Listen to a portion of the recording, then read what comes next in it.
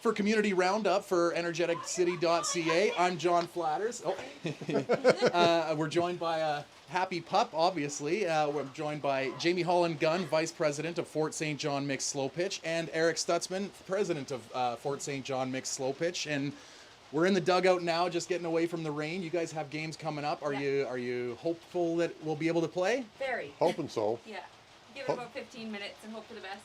Now, this is the first week of the season, or the second week of the season. Second week. Did you guys get through without any weather issues last week? Yeah, it was great. Yeah, we had one day that was kind of so-so, and then it was actually sunny by 7 o'clock, so it was good. Yeah. Oh, it seems like the weather sort of it'll go, and then it'll be nice for the evenings. So. Yeah, even tonight, like you say, 20 minutes, it might all blow over, and everybody can play. If there's no standing water on the fields, and if there's no lightning or thunder, right, that's kind of the main thing you have to look out for. Yeah, for sure. Now let's talk about the league. How many teams are in the league? Is it more or less than last year? And are there multiple divisions or just one division? We have 33 teams this year, so quite a few more than last year, which is good. We have room for 32 normally on 4 nights, so we have to make an extra night, which is fine. It's not that hard to schedule. What was the other one? The number of divisions, is it just the one division?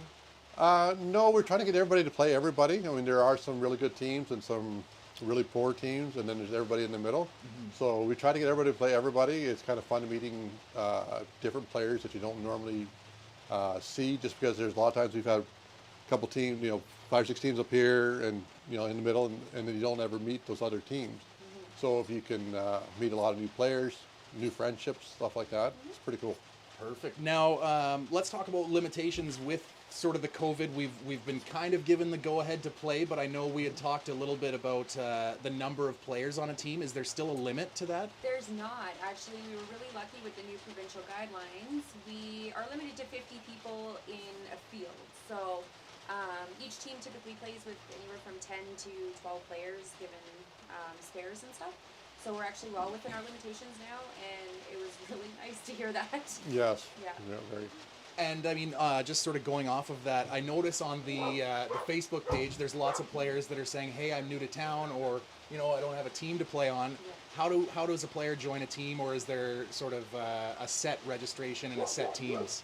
Not really. The best way to do it is go on to the Facebook page and tell people you're looking to play. There's a lot of teams still looking for people. We also have spares, but you do have to be registered, and a waiver has to be signed with SPN before you're allowed on the field. And it takes 5 minutes online to do it. It's Super really, quick. really simple, really fast, and it just keeps everybody protected. Like if there's any injuries, it just protects everybody. Get hit in the face, and SPN will cover it. So it's always good to have all the waivers signed before you play. Now a little bit more about sort of the official stuff, I guess the admin stuff. You've got an umpire clinic coming up this weekend. Is that correct? Now, why is it so important to have multiple umps on each team? Well, it's nice to have everybody to know the rules, but also, like I umpire quite a bit, and I find I'm out there all the time. I don't get a chance to sit for a couple minutes and have a beverage or something to eat quick or chat with your teammates, because you're always in the field, and then all of a sudden you go umpire. So if multiple people can do that, know the rules, it causes less arguments too. We're required to ump our own bats. Yeah. So it just causes less fights between teams. Right. Yeah. And some people think you know the rules, and most of the rules are really simple. It's pretty straightforward. There's a few oddball rules if you've been around the game. It's good to know some of the rules. Mm-hmm. And so hopefully this weekend at 1 o'clock on Saturday, we can do that. Mm-hmm. 2 members from every team have to show up, so hopefully we get 66 players plus the 4 of us teaching it or helping teach it anyway. Mm-hmm. And then one last piece of kind of the official business, bat testing. What makes a legal or an illegal bat, and what makes a good bat versus a bad bat? Well, the good bat versus the bad bat, as far as that's your own preference. They don't allow any metal bats anymore, no wooden bats, and no altered bats. They have to have the sticker of whatever year you're in. They have to be tested. It just protects all the players, because if somebody's using an altered bat or a bat that fails, like it could pass at the beginning of the year, and then halfway through it's been used 20 times and it fails. Mm-hmm. And usually the manufacturer cover that, but if not, your best friend could be playing on another team and you hit him with a ball because the ball gets you that much faster just because it's either altered or if it's failed the test. Yeah. And we've had very few bats fail. Yeah. It doesn't happen very often, and that's what we want. It's just for everybody's safety. It really is. And then last question. I mean, obviously, rec ball in the summer. It's all about fun, social aspect. Absolutely.